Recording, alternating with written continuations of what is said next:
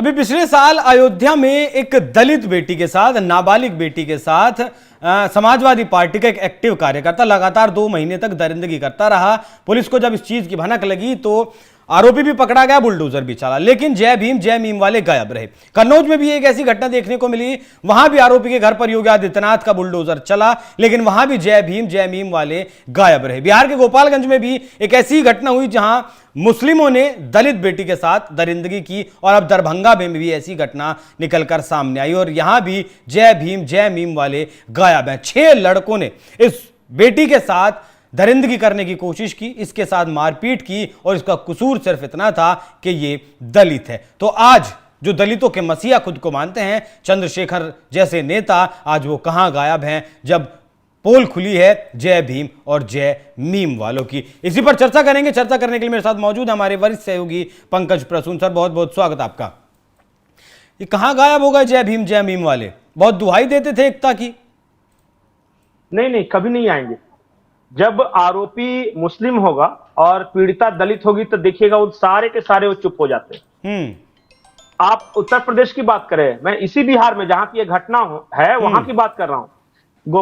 हमने ये स्टोरी की थी शायद कि एक बुजुर्ग माता जी थी, 70-80 साल की उम्र थी, वो दलित थी, उनको रेप किया और मारकर खेत पे फेंक दिया, ये समझते हो कि मर गई, छोड़ के चला गया।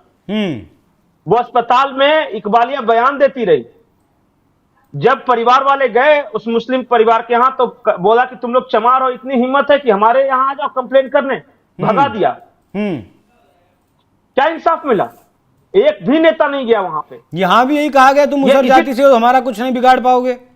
बिल्कुल। ये जो घटना है ये दरभंगा के कमतौल थाना क्षेत्र में एक गांव है, नाम है मधुपुर। और उस गांव में ये मुसहर जाति के लोग हैं। लाल बच्चन मुसहर की एक नाबालिग लड़की है, ये गई थी शौच के लिए और वहां पता चला कि 6 लोग इसके साथ गलत हरकत करने लगे, गंदी गंदी गालियां दी और मारकर बताया ये जा रहा है कि पीछे रीढ़ की हड्डी में बहुत दर्द है। जब तक रिपोर्ट नहीं आती हमें नहीं पता कि उस रीढ़ की हड्डी के साथ क्या हुआ है।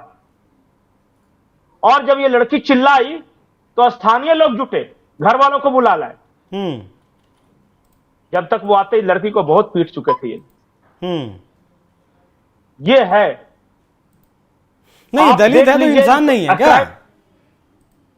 यही तो मैं पूछ रहा हूं कि ये मुसहर जाति की है तो इसका केस छोटा है, और यही अगर कोई पैसे वाला होता और इस तरह उसके घर में घटना होती तो क्या यही रवैया रहता उन संगठनों का और समाज का भी?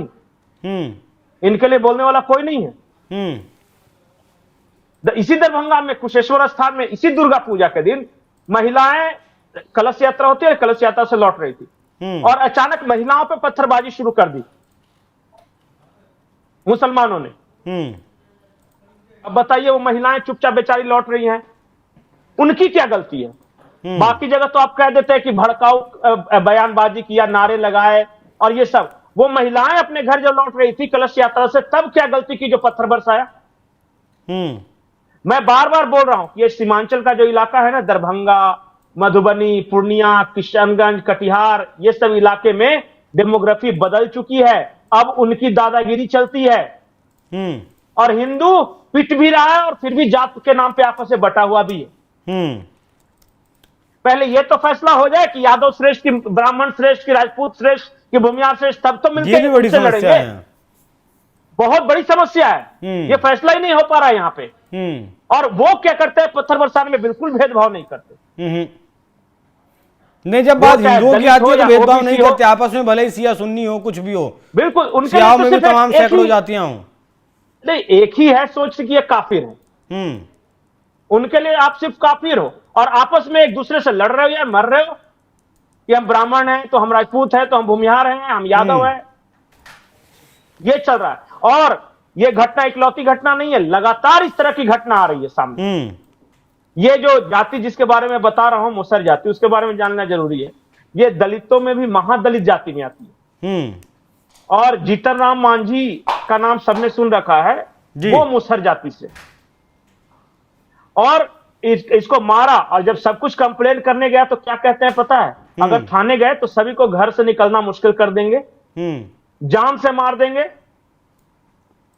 और ये धमकी देने वालों में राजी तनवीर एक है और इब्राहिम, ये कह रहे थे कि तुम लोग मुसहर हो, तुम्हारी औकात है कि हमारे खिलाफ कंप्लेन कर दोगे थाने में।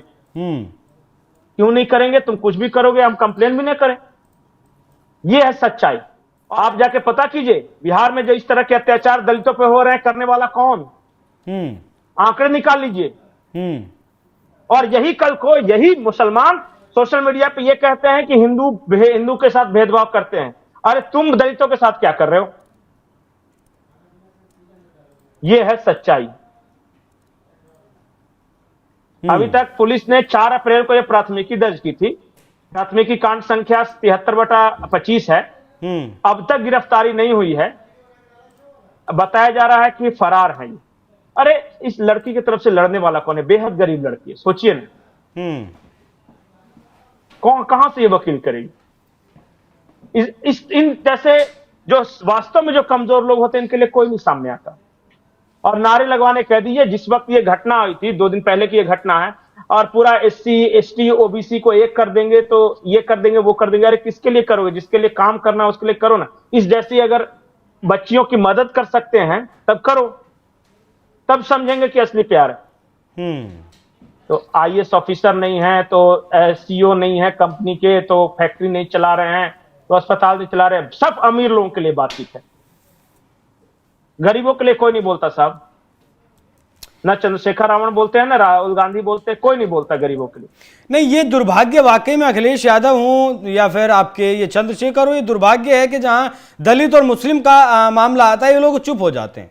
ऐसी सेलेक्टिव राजनीति लोग भी समझते हैं। पता नहीं उसके ऊपर रिएक्ट कब करना शुरू करेंगे, कब अपने लिए लोग ये आवाज उठाएंगे, ये कब कहेंगे कि जब वोट लेने के लिए आप हमारे हैं, तो जब हमारे पास हमारे सामने कोई आपदा आती है, हमारे ऊपर कोई कष्ट आता है, उस वक्त आप हमारे क्यों नहीं हैं। वाकई में सोचने का जरूरत है। और पंकज जी ने एक बहुत सही बात कही कि सबसे पहले तो जो लड़ाई है वो ये है कि श्रेष्ठ कौन है, राजपूत है, ब्राह्मण है, यादव है, इनमें श्रेष्ठता की लड़ाई चली है। इस जंग को पहले तो खत्म करना होगा जी। जातिवाद हिंदुओं में ये लड़ाई है। हाँ, हिंदुओं में लड़ाई नहीं, इस श्रेष्ठता की लड़ाई को नाम पे लड़ रहे हैं, खत्म करना होगा। और जिस दिन ये श्रेष्ठता की लड़ाई खत्म हो जाएगी, उस दिन वाकई में एक स्वर्णिम काल शुरू हो जाएगा। ये दंगे फसाद वाली जो बात है वो भी नहीं होगी। बाकी पंकज जी बहुत बहुत शुक्रिया इस चर्चा पर प्रकाश डालने के लिए। दर्शकों, आपकी इस पर क्या कुछ राय कमेंट कर जरूर बताएं। नमस्कार।